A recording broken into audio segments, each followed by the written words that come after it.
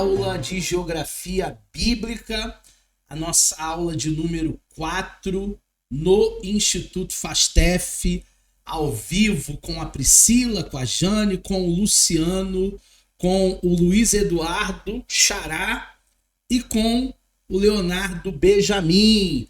São os alunos que chegaram até agora. Daqui a pouquinho tem mais gente chegando ao vivo e essa aula vai ficar gravada para nós no nosso portal de alunos.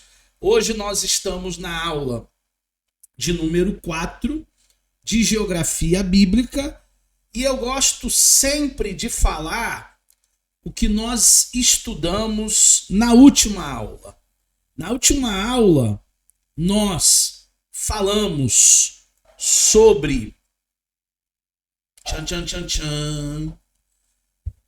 falamos sobre a hidrografia da Terra Santa. Falamos sobre os rios da Terra Santa. Rio Jordão, Rio Tigre, Rio Eufrates.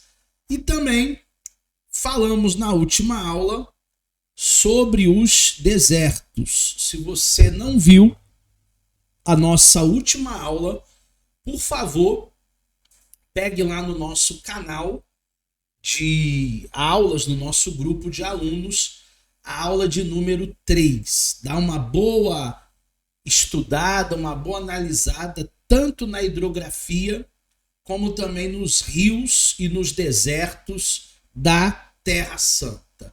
Hoje nós vamos ter uma nova disciplina. E a nossa nova disciplina de hoje, ela vai falar sobre as 12 cidades que não faziam parte da Palestina, da Terra Santa, né? Haviam 12 cidades que não eram território palestínico. Não confunda com a Terra Santa, não confunda com o território palestino. Essas 12 cidades não eram listadas na categoria de cidades da Terra Santa. O que caracteriza uma cidade antiga? A cidade antiga, ela pode ser definida como uma povoação de categoria superior a uma vila. Então, alcançou uma população maior, já não é mais uma vila, pode ser considerado uma cidade. Em suma, o que grandemente caracterizava as cidades antigas eram os seus muros, as suas muralhas.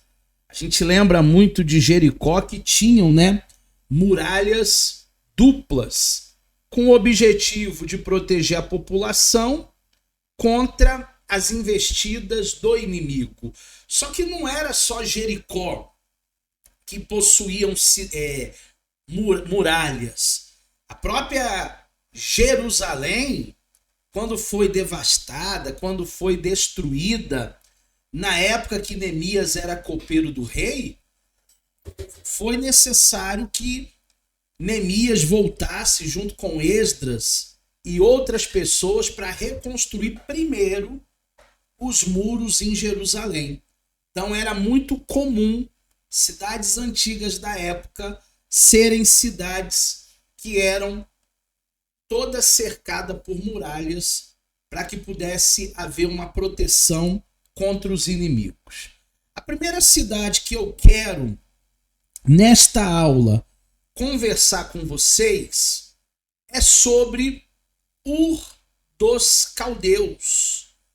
Ur dos Caldeus é a cidade natal, é a cidade mãe do pai da fé, chamado Abrão. Ficava ao sul da Babilônia. Dela procedeu Terá, que é o pai de Abraão, que juntamente com seu filho partiram para Harã. Terá, inclusive, ficou no meio do caminho. Gênesis capítulo 11, versículo 28, narra isso. Disse que ela poderia ser identificada geralmente como a atual Tel El Mucaia, no rio Eufrates. As cidades, turma, elas vão mudando de nome ao longo dos anos. Isso é muito comum. Os lugares, as geografias vão mudando ao longo dos anos. Tem no Rio de Janeiro uma avenida muito grande que antigamente o nome dela era Suburbana. Alguns já passaram ali na Suburbana. Hoje as novas gerações já conhecem a Suburbana como Dom Helder Câmara. A via é a mesma, a geografia é a mesma, só que os nomes ao longo do tempo, ao longo dos anos, eles acabam sendo modificados, eles acabam sendo mudados. Algumas descobertas arqueológicas em Ur dos Caldeus, descobertas muito interessantes. Com as escavações mais recentes das ruínas, diversas informações foram recebidas quanto à marcha da civilização desde o início. O que a arqueologia ela prova para nós? A arqueologia ela prova para nós que a Bíblia Sagrada sempre teve razão. Com as descobertas de Qumran, com as descobertas de tantas coisas, né? Tantos utensílios arqueológicos, a Bíblia sempre narrou a verdade. Eu costumo dizer nas aulas de história que a história bíblica não é paralela à história geral. A história bíblica é uma parte da história geral. Então, tudo que se descobre com as escavações, com as descobertas arqueológicas, só mostra para nós a certeza que a Bíblia teve sempre razão. Qual era a cultura em Ur dos Caldeus? A cultura era uma cultura muito avançada. Ela precedia, né? Vinha antes, no caso, a cultura do Egito, a cultura da Síria, cidades aí que eram as mães aí da civilização, né? Mas precedia a cultura da Grécia, a Grécia que é uma mãe de filosofia, de estética, de teatro, da própria filosofia. Essa era a cidade natural de Abrão, destacando-se na indústria, na agricultura e possuindo um porto marítimo. Então, Ur dos Caldeus também era uma rota comercial. Uma cidade portuária, é uma cidade muito visitada, é uma cidade que ao longo do tempo recebe visitantes de vários lugares, de várias frentes, comércio ali, uma vida muito para frente, e foi o berço ali das civilizações, banhada por um grande canal ali. A indústria era forte, a agricultura era forte. Alguns motivos aí para a gente entender que o Abrão ele não era um desocupado, não. Porque Deus ele não chama nenhum desocupado. O Abrão era alguém que tinha um compromisso real com sua família, com o seu clã, e ele estava ali vivendo em Ur dos Caldeus. A segunda cidade das 12 que a gente vai falar hoje é Nínive. Nínive, você já deve ter ouvido falar dessa cidade, é uma das mais antigas cidades do mundo. Foi fundada por um homem que para mim é o maior líder do Antigo Testamento, chamado Nimrod. Ele estava ali à margem, ela estava, né, Nínive, à margem oriental do rio Tigre, a aproximadamente 50 quilômetros ao norte do rio Sabe. Isso é narrado em Gênesis capítulo 10. Para quem não sabe, Nimrod, que fundou a cidade de Nínive e a posteriori ele vai fundar a Babilônia, ele foi o criador ali, o idealizador, o projetista da Torre de Babel. E se Deus não tivesse confundido as línguas ali, ele teria muito êxito, ele teria um grande sucesso, porque um verdadeiro líder faz isso, né? Consegue trabalhar com as mentes que são tão dissonantes, são tão diferentes, cada um pensa uma coisa em determinado momento, e o líder ele une aquelas forças ali para um propósito. A história de Nínive começa como a capital da Síria. Durante vários séculos, ela foi a capital do Império Assírio. Ela estava próxima ali do rio Tigre, como nós vimos na última aula, sendo destruída pelos babilônios que dominaram os assírios em 612, muito próximo ao cativeiro babilônico, 612 a.C. A mensagem profética para Nínive se deu através do profeta Jonas, que num primeiro momento ele não queria ir para Nínive. Há momentos que nós não queremos fazer o que Deus tem. E por que o Jonas ele não queria ir para Nínive? Porque o povo era bárbaro, porque ele tinha medo de morrer, e porque aquele povo fez tão mal, mas tão mal, mas tão mal para a comunidade de Israel, com seus ataques, com as suas investidas, que é como se o Jonas falasse assim, eles não merecem, eles têm mais mesmo que morrer. Só que Deus ele tinha um propósito para Nínive. Agora, a segunda profecia foi a profecia de Naum, que anunciou a queda de Nínive, descrevendo como uma cidade sanguinária. E aí muita gente pensa assim, Deus deve ser bipolar, porque manda Jonas para lá, mesmo que na marra, para pregar arrependimento, pregar restauração, pregar mudança de hábitos, e agora Naum, ele diz que Deus ele vai destruir. Deixa eu ajudar o foco aqui, que o foco sumiu. Voltou. Estou comprando uma nova câmera que tem um foco automático pela inteligência artificial. Então, as próximas aulas do ano que vem aí já vai estar bem melhor essa questão. Será que esse Deus ele é bipolar? Esse Deus ele ora, acorda de manhã e diz assim, eu vou salvar Nínive. E outro dia de manhã ele diz assim, não vou salvar não. Vai lá, Naum, diz que eu vou mandar fogo e matar todo mundo. Claro que não, turma.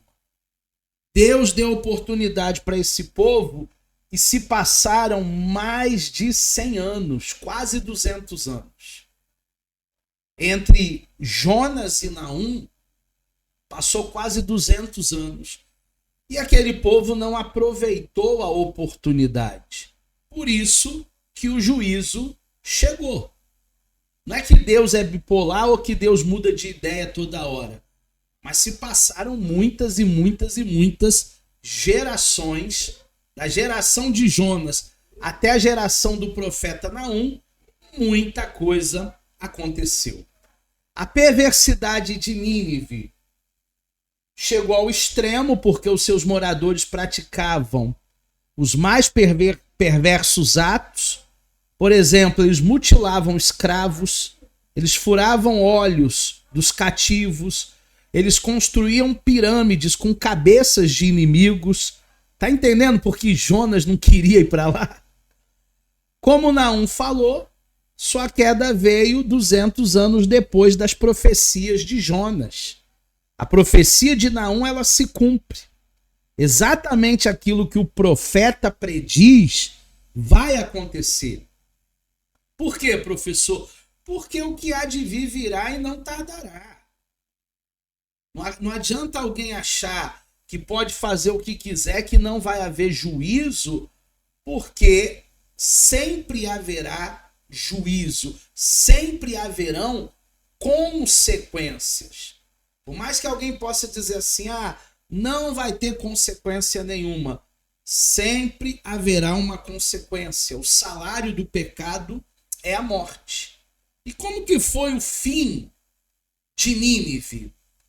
Nínive teve uma grande biblioteca, né, que foi a biblioteca de Assurbanipal. A biblioteca criada por Assurbanipal tem sido a fonte de muitos assuntos diversos envolvendo a cultura síria e a cultura babilônia. E a queda de Nínive foi justamente em 612 pelos babilônicos, quando numa repentina inundação do rio, as muralhas foram derrubadas, eles ficaram desprotegidos e o inimigo aproveitou para invadir. O Império Babilônico não tinha pena de ninguém, porque o inimigo geralmente não tem pena de ninguém, e aí se aproveitou daquele momento de fragilidade. A terceira cidade fora ali do contexto palestínico, dos territórios palestínicos, é Damasco. Damasco, por um longo tempo, foi capital da Síria, fazia parte ali do sul.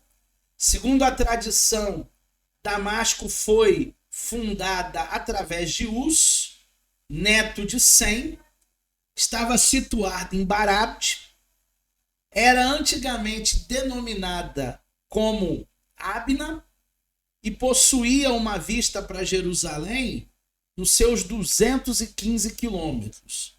Atualmente, Damasco tem aproximadamente 300 mil habitantes.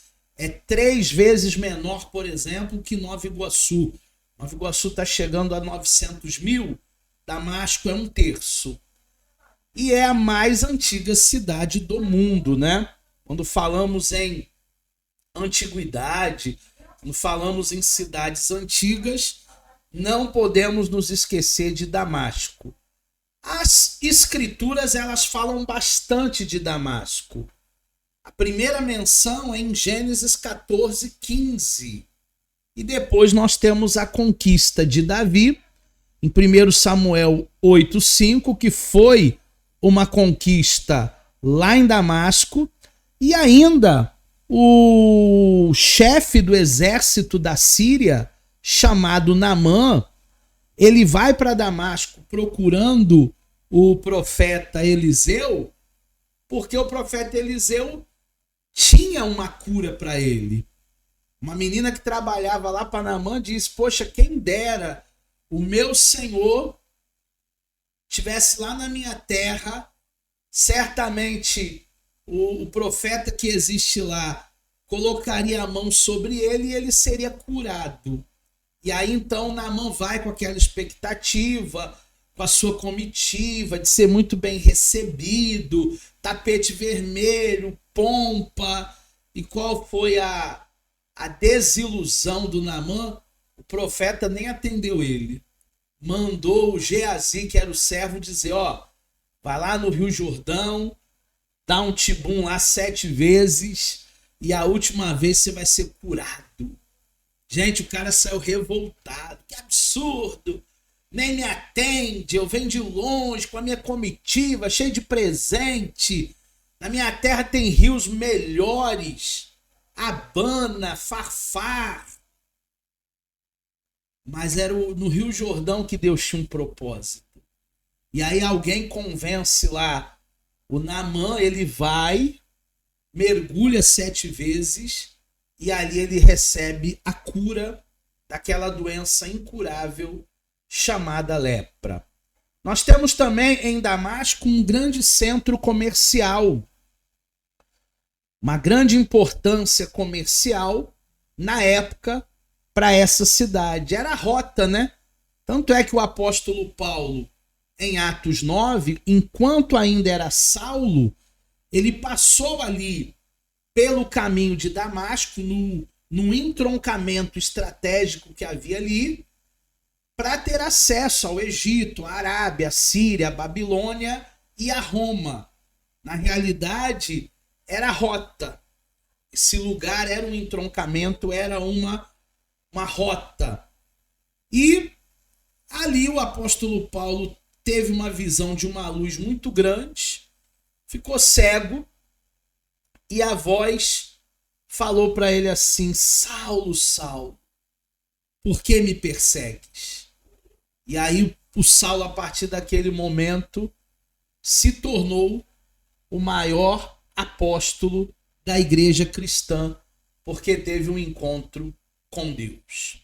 Vamos falar agora de Mênfis, a primeira capital do Egito. A capital do Egito hoje é Cairo, mas antigamente era Mênfis. Primeira capital do Egito Unido, Baixo Egito, Médio Egito, Alto Egito, situada à margem do rio Nilo, um pouco antes do início do delta, Oséias 9:6. Nós falamos um pouquinho na última aula sobre o Nilo. Eles consideravam o Nilo como se fosse um deus. Por isso que a primeira praga das 10 foi desconstruir o Nilo. As águas se transformaram em sangue. Foi o grande duelo dos deuses, porque eles viram o Nilo ali como um deus. Foi fundada por Menes, o qual foi o primeiro rei. No Nilo, 15 quilômetros ao sul da cidade que hoje é a atual Cairo. Era também denominada de Note, estando próximas às pirâmides do Egito. As pirâmides, elas são muito famosas, porque muita gente vai visitar o Egito para ver, né, aquelas pirâmides onde muita gente está enterrada ali. Existem muitas múmias, muitos faraós. Temos também a Babilônia, que o seu significado é porta de Deus. O significado do nome Babilônia, do grego, quer dizer porta de Deus, mas não é Deus com letra maiúscula não, tá? Deus com letra minúscula. O seu nome era o mais antigo. Se você vê na Bíblia Sagrada, Sinear era um dos nomes mais antigos da Babilônia e era também chamada de Caldeia, Jeremias 50:10. Então, todas as vezes que você vê na Bíblia ou Caldeia ou Sinear, está falando da mesma localização, a Babilônia. A Babilônia, enquanto capital, ocupou o mesmo lugar da Torre de Babel. Então, Nimrod tenta construir a torre, Deus confunde as línguas, depois ele funda Nínive, que foi uma grande cidade, e por último ainda funda Babilônia. Nimrod, sem dúvida, foi um dos maiores líderes do Antigo Testamento. A história da Torre de Babel, pelos registros históricos, nós sabemos que essa torre foi construída há 28 séculos antes de Nabucodonosor nascer. Então lá se vai 2.200 anos antes de Nabucodonosor nascer. É muito tempo, é mais de 4.000 anos até chegarmos à nossa era cristã aqui, o ano que nós estamos vivendo. Mas a sua destruição se deu pelo poder da Síria em 689 a.C. Então a Torre de Babel é o início de grandes disputas, é o início de até uma regência que havia na Babilônia, mas a destruição total foi pelo poder de Deus ali em 689. Falamos ainda na Babilônia do esplendor de Nabucodonosor. Para você ter uma ideia, os jardins suspensos da Babilônia foram consideradas uma das maravilhas antigas, uma das maravilhas do mundo antigo. A Babilônia tem o seu maior momento de glória com o rei Nabucodonosor e destaca-se as grandiosas muralhas da Babilônia e também os jardins suspensos, uma das 7 maravilhas do mundo antigo. Com certeza era um lugar, a Babilônia, que tinha muito esplendor, que tinha muita glória, que tinha muita ostentação. Tanto é que o próprio Nabucodonosor, em algum momento, ele quer se denominar Deus, acima de tudo e de todos. Falando sobre a arquitetura da Babilônia, haviam 25 portas em cada lado da cidade, 4 lados sem portas. Havia o templo de Bel, que também estava ali. Daniel capítulo 1, versículo 2 narra sobre isso. E uma engenharia no mínimo curiosa e misteriosa, porque de onde vieram aquelas pedras enormes, aquelas pedras tão grandes, sem guindaste, sem caminhão. Então tem ali um mistério da arquitetura do mundo antigo, como também as pirâmides, tá? No aspecto bíblico, a Babilônia ela é citada aproximadamente 200 vezes. Até em Apocalipse se fala da Babilônia, não apenas nessa geografia que hoje é o atual Iraque, mas a Babilônia também espiritual, a cidade do anticristo, a Babilônia no sentido de regência ruim desse mundo. Esse mundo já vive, né? O espírito da Babilônia, o espírito do anticristo, a plataforma dele. Temos mais uma cidade das 12, que é Harã. Foi uma região montanhosa. Harã do hebraico quer dizer região de montanhas. Nós temos a primeira informação bíblica de Harã em Gênesis 10, 22, com o filho de Sem, que foi antepassado dos sírios. A Síria, naquela época, se estendia desde o nordeste da Palestina até os vales do rio Tigre, do rio Eufrates, como é narrado em Números 23. Harã tinha uma estratégia importante, porque apesar de poucas informações que nós podemos levantar sobre Harã, o que a gente pode dizer que foi um importante centro comercial, foi um importante centro militar e foi um ponto de convergência dos caminhos da Babilônia, da Assíria, do Egito e da Ásia Menor. Então, muito provavelmente, Harã, ela era uma cidade muito equiparada à cidade de Damasco. A característica, né? Essas rotas comerciais, militares, muita gente circulando, muita gente passando. Havia uma semelhança com Damasco. Só que Damasco a gente tem muito mais referência bíblica, citações bíblicas do que Harã. Mais uma cidade fora da Palestina, que hoje briga se é território ou não é território palestino, Jerusalém. Jerusalém, Jerusalém, que mata os profetas. Do hebraico, Jerusalém significa habitação de paz. Essa cidade estava localizada aproximadamente a 50 quilômetros do mar Mediterrâneo. Se ela ainda existe, ela está a 50 quilômetros do Mediterrâneo, 22 quilômetros do Mar Morto e a uma altitude de 765 metros. Então, Jerusalém hoje não é a capital de Israel. A capital de Israel hoje é Tel Aviv, mas é um grande centro comercial, que é turístico, né? Não comercial, mas turístico, que recebe gente do mundo todo nas suas peregrinações. A geografia de Jerusalém envolve o Vale do Cedron, ficava a leste dela o Vale de Inom, e a oeste e ao sul.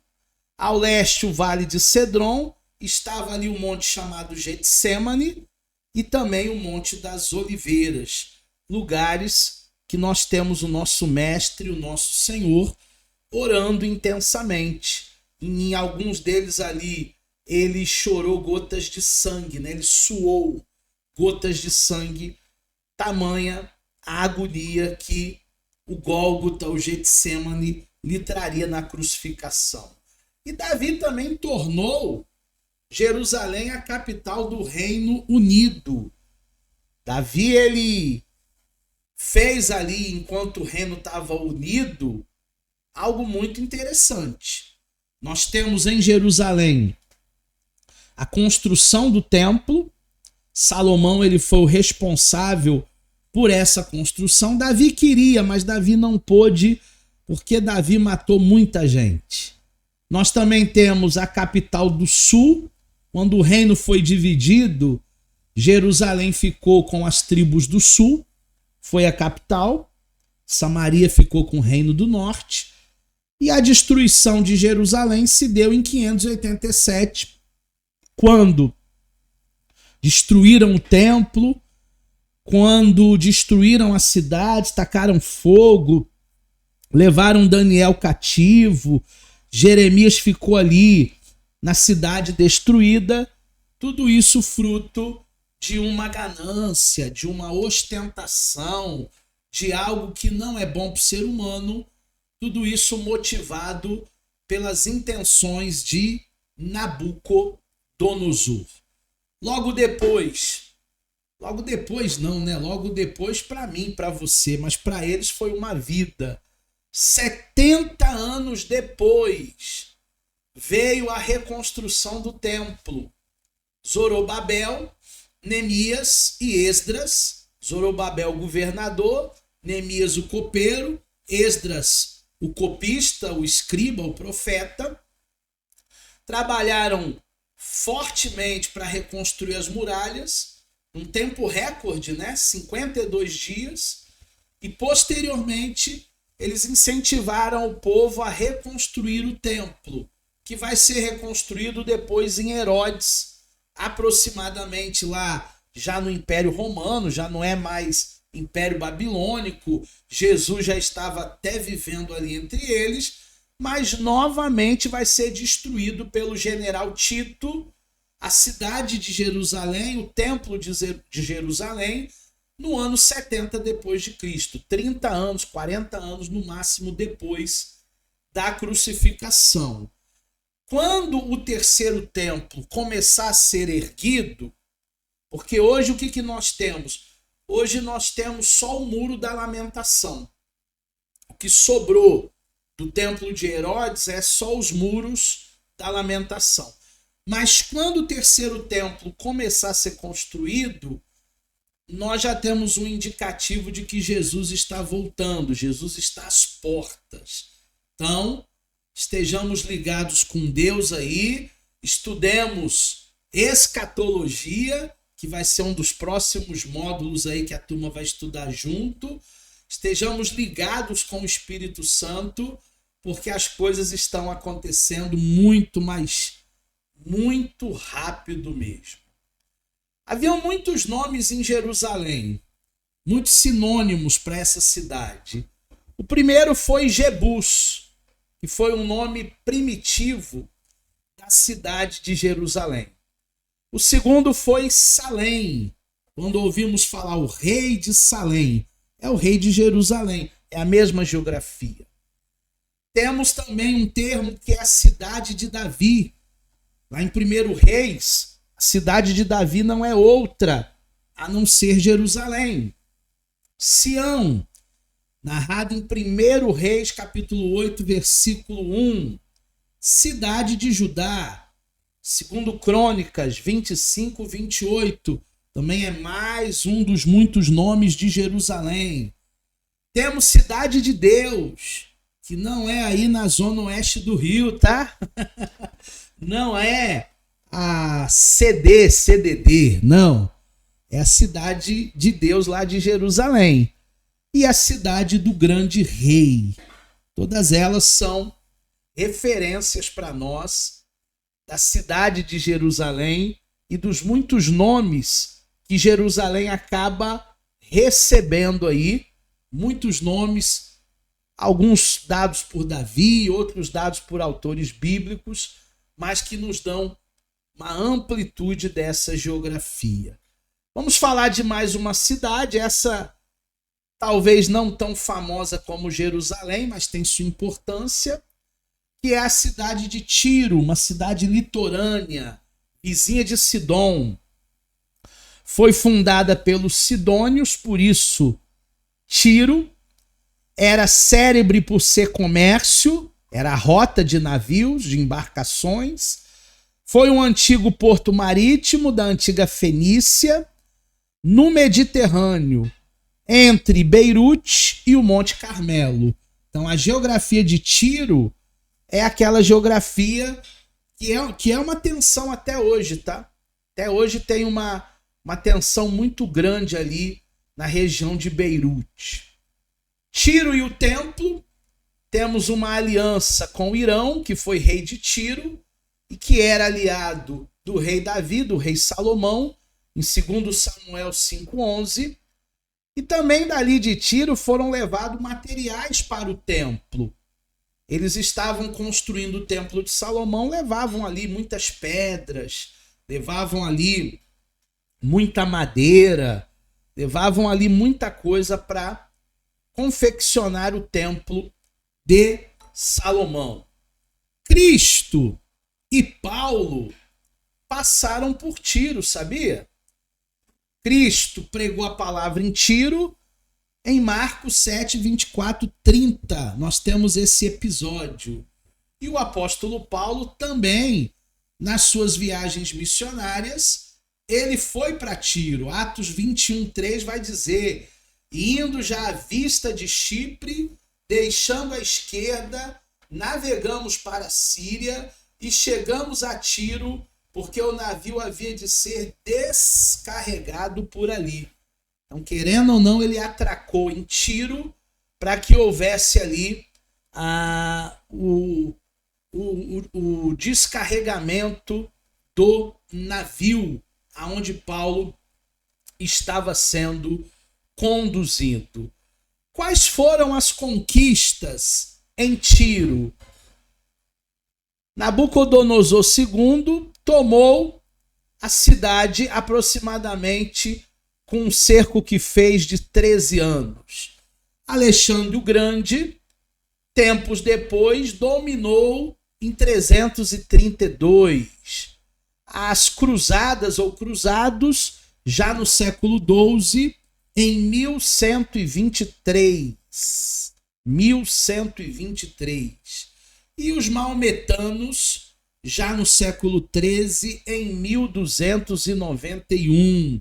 Aqui nós entendemos como é uma cidade, como é uma geografia muito conflituosa, né? Ao longo dos anos, muita bomba, muito conflito, muita coisa ali na cidade de Tiro. Temos mais uma cidade, que é uma cidade vizinha, chamada Sidom.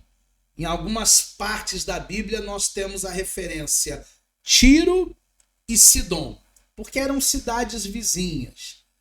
Era uma cidade localizada numa ilha, próxima também de Beirute, ao norte de Tiro, na Fenícia. Hoje, a região de Sidom é a região do Líbano, que também vive um conflito ali, de tempos em tempos. Essa cidade ficava distante de Tiro 30 quilômetros ao norte. Então, se fosse hoje, numa pista muito boa, 10, 20 minutos, meia hora no máximo. E sofreu diversos ataques, mas sempre se levantou. Interessante, né? Que muitas vezes, quando você é atacado, quando você é surpreendido, quando as lutas vêm, se levantam contra nós, Deus ele sempre faz um escape, Deus ele sempre traz uma alternativa para a gente se levantar. Se o inimigo se levanta por um caminho, por 7, ele vai ter que fugir. Temos algumas características de Sidom. Foi um centro de fabricação de objetos de vidro. O povo era dado à idolatria, como narra Juízes 10, 1 Reis 11, Ezequiel 28. Jesus visitou também Sidom, não foi só Ciro não. Sidom ele também visitou, Mateus 7, ou melhor, Marcos 7, Mateus 11, tendo contato ali com os sidônios. E uma cidade de realeza, né? Os reis sidônios, como Etibaal, foi o pai de Jezabel. Olha só quem a gente encontra aqui. O pai da maior perseguidora, do maior profeta do Antigo Testamento, que é Elias. Então, Etibaal era um sidônio, rei dos sidônios, que foi o progenitor ali de Jezabel, terror do Elias. Vamos falar de mais uma cidade nessa aula. Estamos viajando aí por 12 cidades fora do território palestino e chegamos a Atenas, capital da Grécia, metrópole na época da Ártica. Hoje uma das mais bonitas e belas cidades do Oriente. Se você um dia puder fazer uma visita na Europa, não deixe de passar na Grécia, na Croácia, porque muitas maravilhas naturais ali. Você vai encontrar as ilhas gregas, coisa linda. A Grécia, ela foi um centro de ciência e cultura. Num aspecto histórico, nós sabemos que Atenas foi por muitos séculos um dos maiores centros de ciência, cultura e literatura. E isso fez com que o emprego do seu nome, Atenas, servisse para se referir a letras, a arte, a Jogos Olímpicos, a lutas, a estética, com alunos desejosos vindo de todos os lugares do mundo, todas as regiões do mundo, porque Atenas respirava cultura. Era um berço da cultura. Tem até um filme que eu gosto muito, Casamento Grego 1, 2 e 3. Eu já vi os 3. Que o velhinho lá do Casamento Grego, ele fala assim, o patriarca, me diga uma palavra que eu vou dizer que é grega, porque tudo vem do grego. Ele é um entusiasta, né, da sua cultura ateniense. Ele é um entusiasta de tudo que a Grécia nos trouxe com as contribuições culturais, filosóficas, com tudo aquilo que a gente acaba bebendo de uma fonte grega, o helenismo. Em Atenas havia muita religião, muitos templos. Em Atos 17, 22, a gente confirma ali com Paulo que era uma cidade muito idólatra, com muitos templos, muitos altares. E na pregação de Paulo ele foi tão sábio, mas tão sábio, que ele pede para levantar um altar para o Deus desconhecido. Ué, mas quem é o Deus desconhecido? É o nosso Deus, mas eles não conheciam.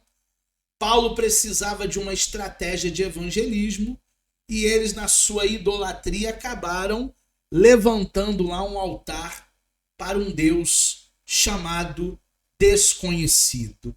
Temos ainda a cidade de Éfeso.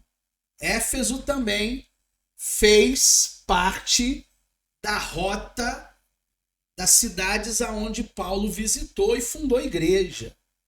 Na época foi a capital da província romana.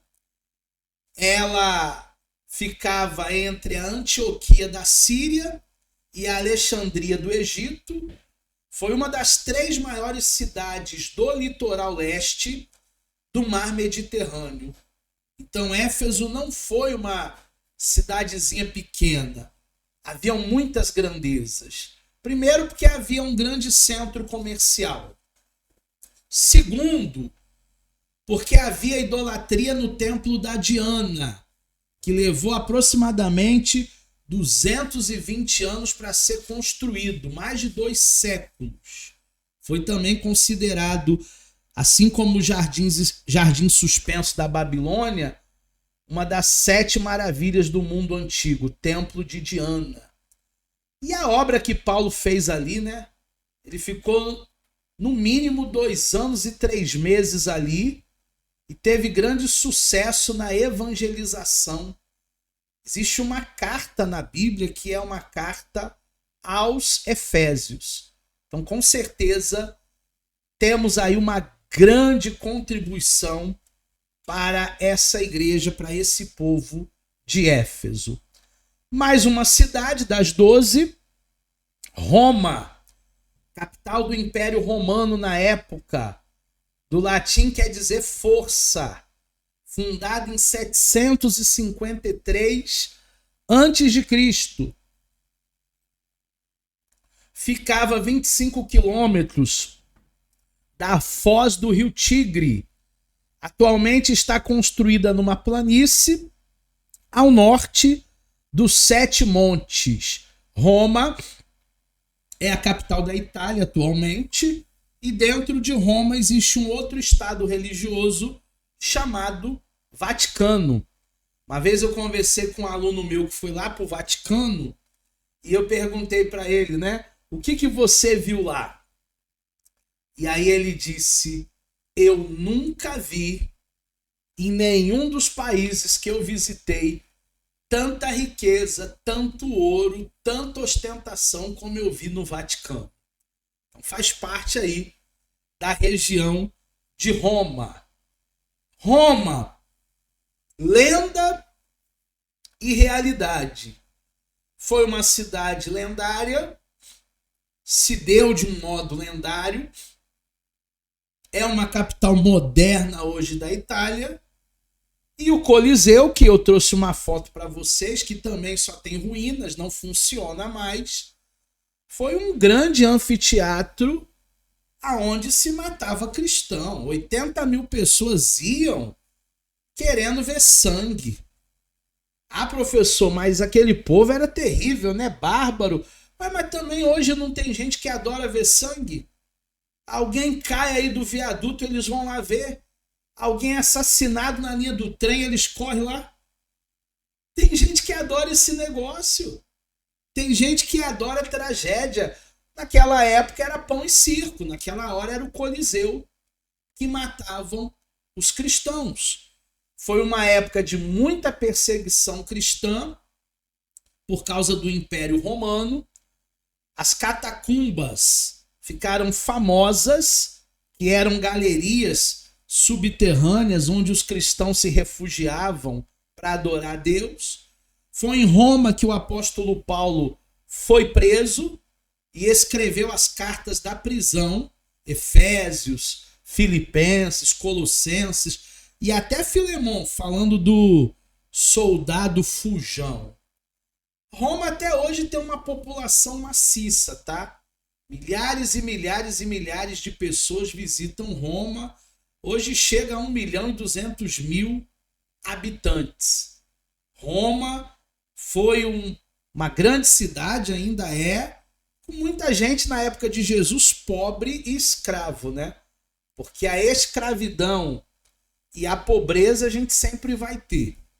Não tem como desassociar só porque foi uma cidade bíblica, só porque foi uma cidade importante. Não tem como a gente desassociar Roma da pobreza, das desigualdades sociais que acontecem em todo o tempo. Até aqui, turma, tudo bem? Alguma dúvida? Hoje eu nem falei muito o nome de vocês porque hoje está corrido. Luiz Eduardo, alguma dúvida? Luciano, alguma dúvida? Priscila, alguma dúvida? Leonardo, o dia de tirar dúvidas é hoje. Porque hoje é a última aula e depois já é a nossa avaliação. Edivânia, Ronaldo, Jaqueline, essa turma toda que está com a câmera fechada aí, não façam isso. Quando vocês ficam com a câmera fechada, parece que eu estou falando sozinho. Não façam isso. Geralmente, quando vocês puderem, abram a câmera, primeiro para eu ver vocês e segundo, para nós termos uma interatividade. E agora, nós vamos falar de orografia, que é o nosso último tema dessa aula. Orografia, o que vem a ser, professor? Vem a ser o estudo dos montes. E tem um versículo na Bíblia que eu gosto muito. Elevo os meus olhos para os montes. De onde me virá o socorro? O meu socorro vem do Senhor, que fez o céu e a terra. Quando Davi diz, elevo os meus olhos para os montes, ele não está falando dessas montanhas que a gente tem aqui na cidade. Lá em Mesquita, o Monte Horebe. Aqui em Nova Iguaçu, o Monte das Oliveiras. Lá em Caxias, o Monte do Azeite. Não é isso que o Davi está falando. Está dizendo olhar para cima. Está dizendo olhar para o alto. Da onde me virá o meu socorro?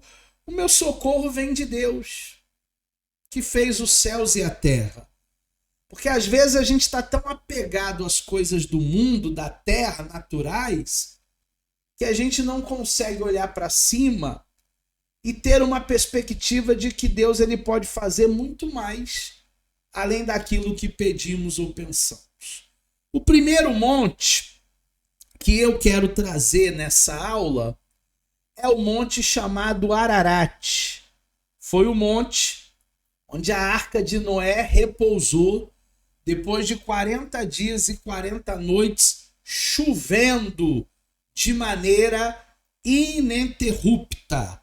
Nós temos uma foto aí para quem está online, ao vivo ou gravado, do monte Ararat. Já é uma foto mais atual, tá? Não é uma foto do período bíblico. Olha lá, a sua cordilheira totalmente cheia de gelo. Aqui é gelo. Cordilheira do Ararat aqui é gelo. Muito gelo nós temos aqui. Ararat significa terra sagrada. Ararat é um grupo de montanhas onde atracou a arca de Noé. Gênesis 8:4. Na revista corrigida, Arará. E para onde fugiram os filhos de Senaqueribe naquela batalha contra o profeta Eliseu. Maior que está em nós do que aquele que está com eles. Então foi ali que a arca de Noé repousou depois de 40 dias e 40 noites. O dilúvio para a população mundial foi uma maldição, mas para Noé foi uma maldição invertida. Ararat é maldição invertida. Para Noé, para os seus 3 filhos e para suas 3 noras e para sua esposa, foi bênção. Nós temos a localização. Essa região foi uma região da antiga Armênia, hoje está localizada na atual Turquia, é um lugar da nascente do rio Tigre e também do Eufrates e do rio Arás. A altitude de Ararat, o Monte Ararat, as montanhas do Ararat, são aproximadamente 5.180 metros em relação ao nível do mar. É por isso que na maior parte do ano essas montanhas elas são cobertas pela neve. Mesmo no verão, essas montanhas acabam sendo cobertas pela neve. Temos um outro monte que esse vocês conhecem, o Monte Sinai. O Monte Sinai também é um deserto. Se na prova eu perguntar, Monte Sinai, lembra que pode ser monte ou pode ser deserto. Deserto do Sinai ou Monte Sinai, que é a mesma região. Só que um é uma montanha, o outro é um deserto. Nós temos a montanha aí para vocês. É aqui que os pastores fazem peregrinações uma vez no ano para levar os pedidos de oração da igreja. A igreja coloca pedidos de oração, o pastor vai lá para Israel, algumas igrejas, né, nem todas, e eles sobem essa montanha do Sinai para levar os pedidos de oração da igreja. Lá no Monte Sinai, que também foi conhecido na época bíblica como Monte Horebe, Moisés ele foi chamado por Deus.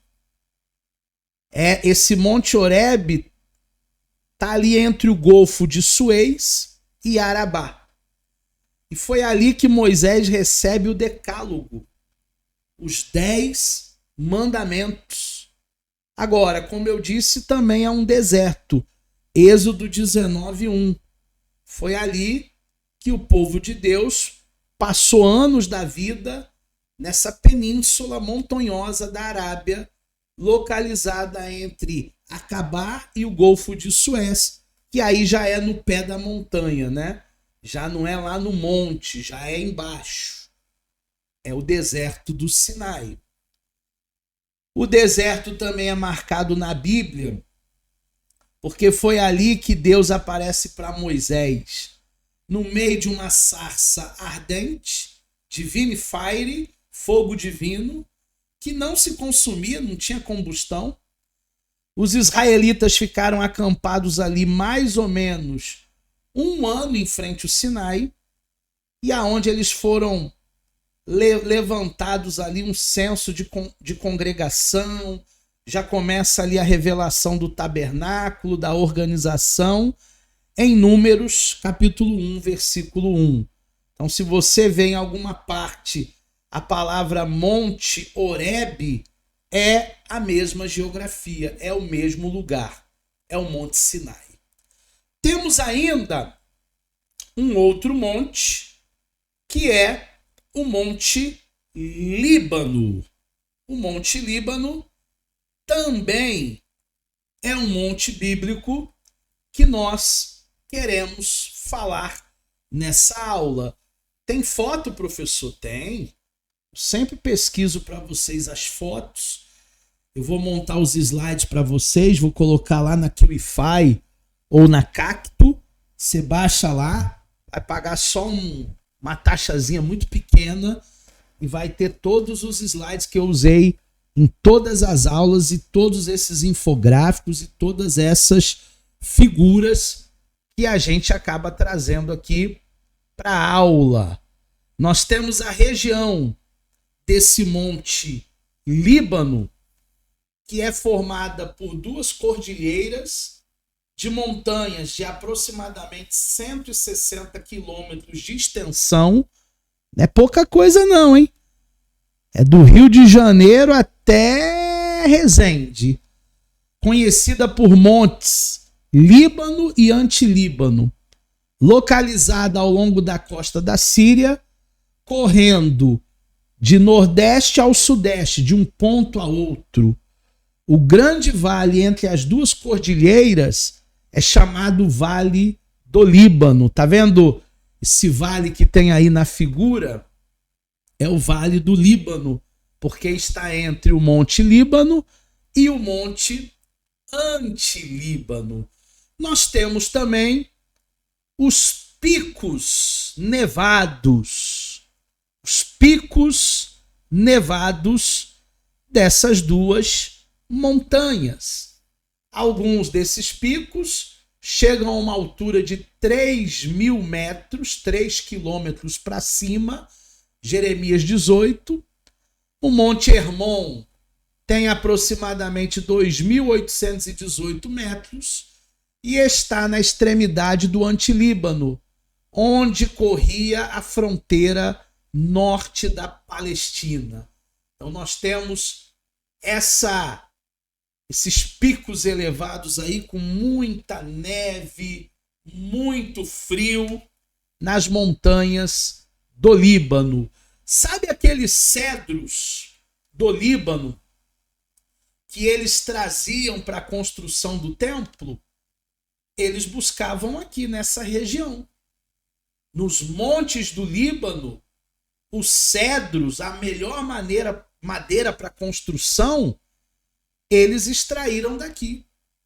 1 Reis, capítulo de número 5, versículo 6, dá ordem, pois, agora, que do Líbano me cortem cedros, e os meus servos estarão com os teus servos, e eu te darei salário dos teus servos, conforme tudo o que deres. Bem sabes tu que entre nós ninguém há que saiba cortar madeira como os sidônios. Então, aqui está falando da captação, está falando da extração dos cedros usados no Templo de Salomão, que eram os cedros do Líbano. Mais um monte, porque a nossa aula está avançando e eu não quero que o Ronaldo durma, eu não quero que o Luciano durma, nem que o Léo durma, nem que o Luiz Eduardo durma. Então vamos ver o Monte Hermon.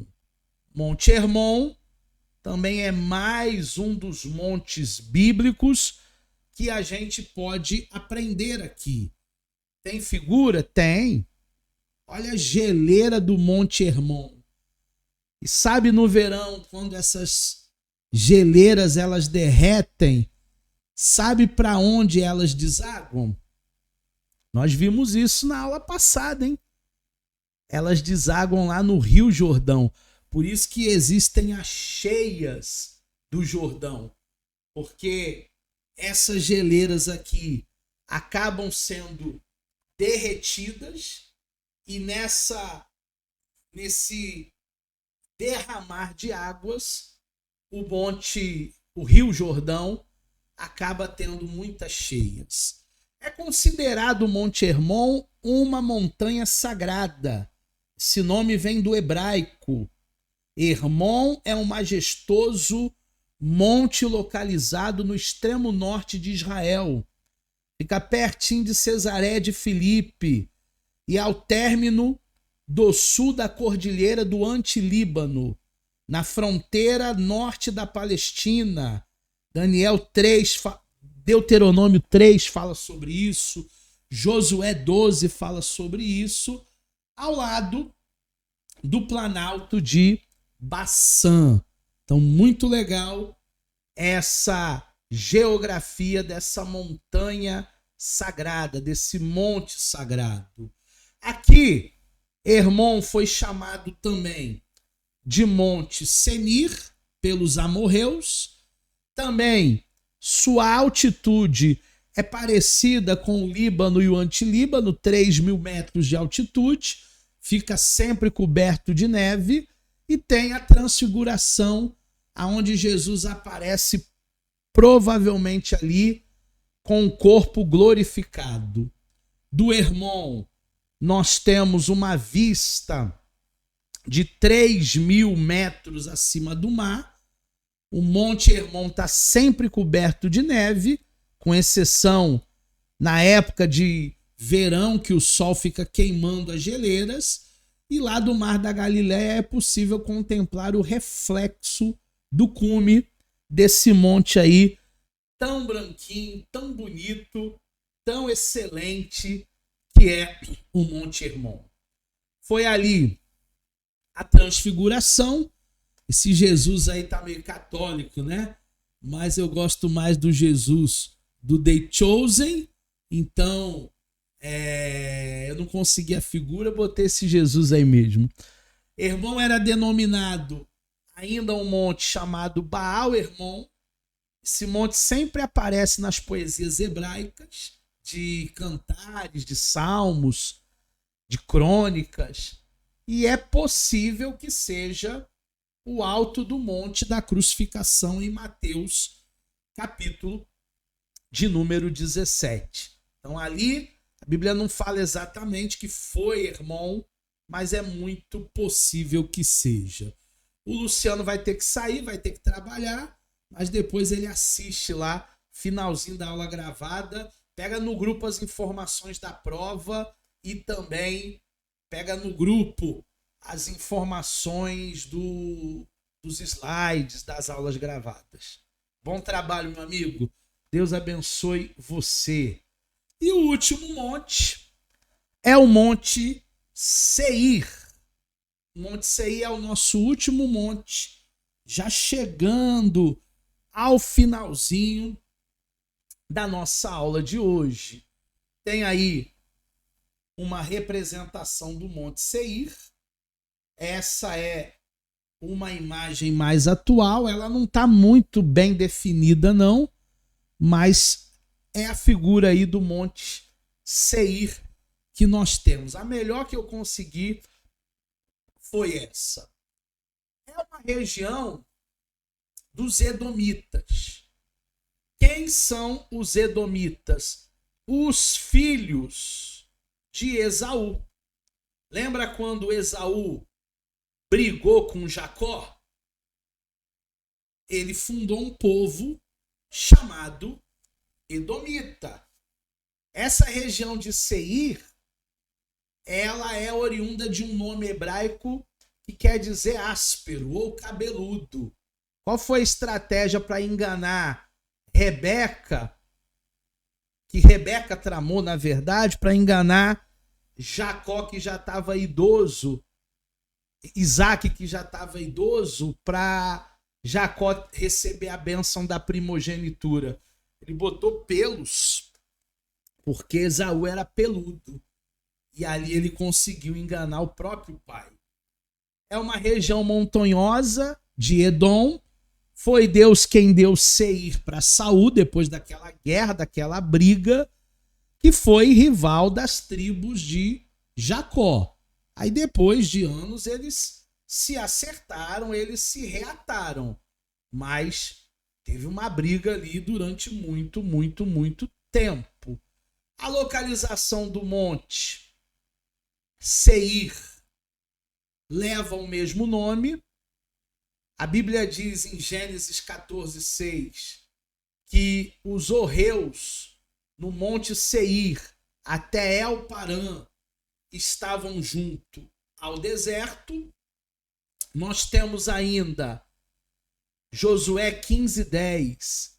Então volta esse termo para Balalá, para o ocidente até as montanhas de Seir, passa para o lado do monte de Jeaquim, do lado do norte. Esta é Quesalom, que desce de Bet-Semes e passa por Timá. Então são cidades e geografias muito peculiares daquele momento, daquela época. Essa região, chamada região dos Edomitas, ela ocupa e ela foi ocupada pelos descendentes de Esaú, os filhos de Esaú. Ela tem aproximadamente 160 quilômetros de extensão e ela ficava ao norte de Moabe, estendendo-se ao longo do lado oriental de Arabá. Essa basicamente era a geografia. E o texto de Gênesis 36, versículo 9 diz: essas, pois, são as gerações de Esaú, pai dos idomeus, na montanha de Seir. Então, se na prova eu perguntar quem é o pai dos edomeus, dos edomitas, Esaú. Qual é a montanha cabeluda, áspera? Seir. Essa é a resposta correta. Não me dê outra resposta. Não fica procurando pelo em ovo. A resposta correta é a resposta que nós acabamos de falar. Ah, professor, mas tem aula que o senhor diz, e se cair na prova tal coisa? Nunca cai. Às vezes pode cair. Estejamos preparados para tudo. Estudemos, porque tivemos muito conteúdo em todas essas aulas.